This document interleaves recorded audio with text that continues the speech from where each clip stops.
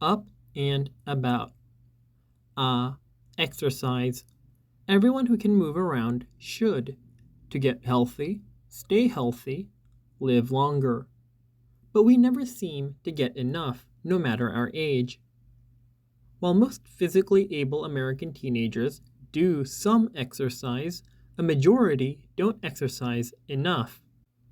Yet, we know exercise helps keep our hearts healthy, helps reduce our risk for certain cancers, and may even help cancer patients get back to health. We also know exercise is easier for some families and kids than for others. 1 hour of exercise a day is ideal for everyone. But every bit matters, whether it's on a sports team, a track, a playground, or taking the stairs instead of the elevator. Did you know that sports like soccer and basketball are terrific for your health and for your grades? Research has shown over and over again that kids who exercise during the day learn more, remember more, and perform better on quizzes and tests. But sports aren't an option for many kids because there aren't always sports teams, or because, even if there are, it's too expensive to participate. I think every kid should get to move around during the day in a physical education (PE) class, whether or not they ever step on a field or court. If you agree, work with your parents to make sure your school districts, cities, and states know exercise is a priority for your body and your brain, and urge them to make giving you daily PE classes their priority too. PE classes used to be standard. When I was in elementary school, we had PE class every day. That's rarely true today. In the US, less than 10% of elementary, middle, and high schools offer daily PE classes, making it hard for kids to get the 60 minutes of daily physical activity that doctors recommend. PE class is so important partly because kids today are less active outside of school than kids were a few decades ago. 3 out of 4 kids don't even get a half hour of physical activity a day. This may be because there are fewer safe places to play, or their parents are working and so there's no one who can watch them outside. And let's face it, if you're home, you're more likely to be watching or playing on a screen than doing jumping jacks. My parents understood this, and it's why they didn't allow me more than 30 minutes a day to play a computer game or watch TV. It was one or the other, not both, and never for more than 30 minutes, unless we were watching TV or playing a game together as a family. Even if you have PE class, it's important to get moving outside of school too. That's easier in some places than others.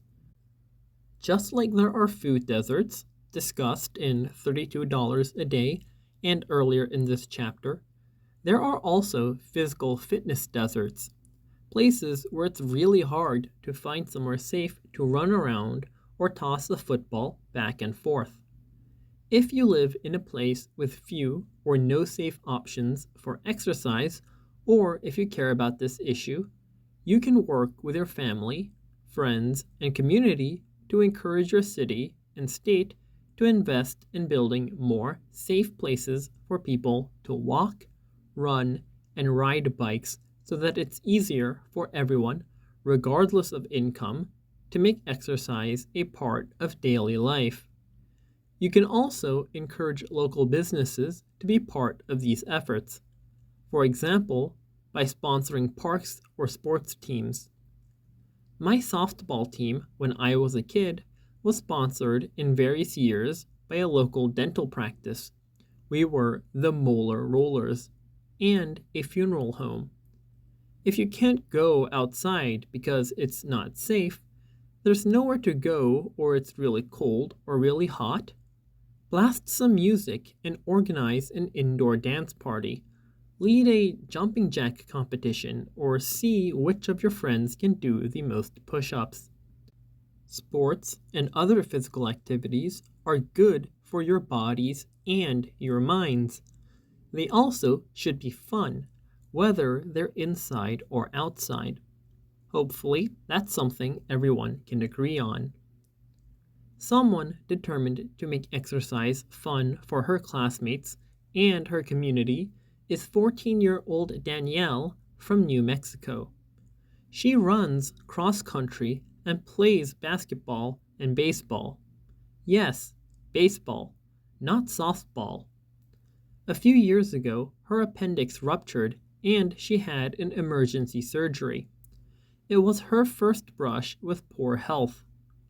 Although she bounced back fast, she started noticing how many people in her Navajo community, especially other kids, were unhealthy and struggling with obesity. Danielle wanted to help more of her friends and neighbors start to exercise and get healthier, and to help people realize that not everyone had to be an athlete like she was to enjoy moving around. She lobbied her school to have a Navajo themed field day so that kids could spend the day running around having fun while also learning about their culture and heritage. Her school agreed, and that first field day was only the beginning of Danielle's ongoing work to help people in her community get healthy while celebrating Navajo traditions, language, stories, dancing, and singing. I've never met Danielle, but I hope to, and if I'm ever near the Navajo reservation during one of her field days, I hope she'll invite me to join the fun.